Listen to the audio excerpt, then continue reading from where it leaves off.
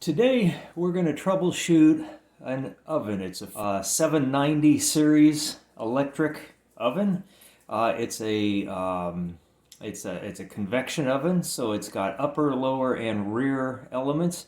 The thing that's going wrong with this one is it heats up just fine, but then will not hold the heat. So we're going to go through the troubleshooting so you can understand how to do this for your own oven. Okay, so to set the temperature for the baking mode, I'm going to put it at a relatively easy 200 degrees, push start, and the first thing you notice is this will indicate which elements are being used, and it's telling you right now the lower heating element is on. Now watch it for just a little bit and you see the broil element just came on. I heard a click that corresponds with that, which is a good sign. That's how it should be. There are relays. And now you see the convection element is on, and another click. And let's get it go back down to the lower element here shortly. And when it does so, we're going to be listening for that click. You'll notice immediately the indicator goes to 100 degrees. That's its minimum. It will never be lower than that if this is sitting outside in a snowstorm. So don't let that fool you into thinking that the temperature is really 100 degrees in there. Speaking of temperature, we've got a few ways to measure this today. We've got one of the old school thermometers that we can just put inside the oven. I've got my automotive infrared spot, a very handy tool, which will let me check the temperature of various things. And then I've got a multimeter that has a temperature probe as well, and we can use that. And you'll notice the temperature has exceeded the 100, so it's actually reading actual temperature. So what I'm going to do now is back this up just a little bit, and I'm going to open it up and take a shot to see if indeed, okay, the inside of the oven is clearly hotter. Maybe significantly, the bottom here, is only about the ambient temperature of the air inside. You'll notice the temperature on the back of the oven is 137, hotter than the actual air, so that means it's heating. And the upper broil coils are at 123. So they may or may not be running. So let's give it a little more time to come up to speed. And I'll wait till the upper coils have been on for a while, and I'll reshoot the upper coil to see if it's actually heating.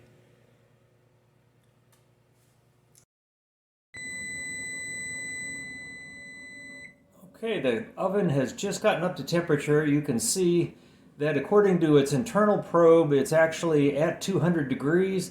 My external probe that is just hanging down in the middle of the oven is reading a little bit higher, and it's not going to be unusual. Basically, the temperature will ebb and flow. The probe is a little more toward the top of the stove or the oven box, so it's probably going to be a few degrees higher.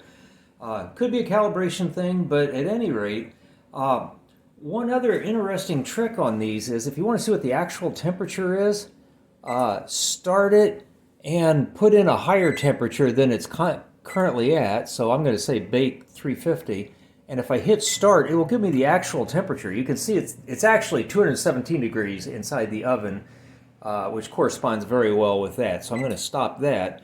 I'm going to put it back on 200. And it tells me, okay, it's at temperature. So it's common for ovens to be a little high, a little low, above and below the set temperature, just the way they have to work. They don't display that for pedantic people who might have a problem with the temperature not being exactly as advertised. So now we're just going to give this some time. It's 12:45. I'm going to come back in 5 minutes, leave the oven on bake at 200, and we'll see where we're at. All right, I will admit I opened the door to speed the process a little bit. You just heard the relay as the lower element kicked on to warm it up. You can see the temperature is decayed down to 164. That was going to take a long time because it decays much more slowly when the temperature is lower like that. So I opened the door just to speed it along a little bit. But you can see we got 164 degrees in the oven. We're showing the element is on. It's still set at 200, and obviously it's not warming up. So that's telling me that at least one of the other elements, if not both of the other elements, are working because the oven heated up properly to the correct temperature and shut off. But now obviously under bake, it is going to use only the lower element. So pay attention to which element you've asked it to use whenever it's not holding temperature, and that will tell you where the problem is. You can see it kicking on and off.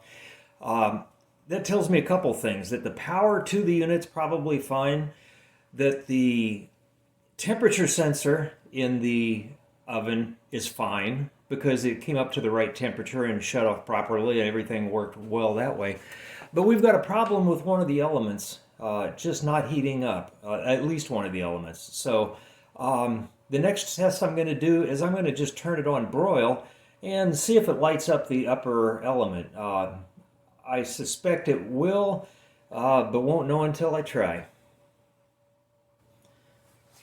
Okay, so I'm going to stop that process. I'm going to go to broil 550, that's fine. I'm going to hit start, and you can see it's illuminated the upper element, and I don't really even have to look in there. Basically, if the broil element is on, this is going to go up really quick.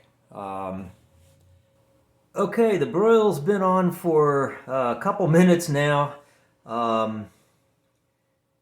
It looks like it may be slowly creeping up. I'm not sure. Interesting. So let's take a look at that. Let me shoot the temperature. Yeah, the coils are glowing, obviously very, very hot. So the broil does work. It just doesn't affect the temperature in the oven very quickly. Okay, so now I know what I'm dealing with. I've got to dig in and find out why the oven is not heating up when it tries to engage the lower element. And to do that, I'm going to have to pull it out. Kind of flying blind. I've got no service manual for it. There was nothing available online. I'm counting on there being one taped to the back, as there almost always is, and we'll use that for troubleshooting. And otherwise, we'll just have to use generic troubleshooting processes. So now that we know what we have done, I'm going to have a new video. I'll start that next, which deals with actually taking the unit out and troubleshooting it from the back. So let's get to it.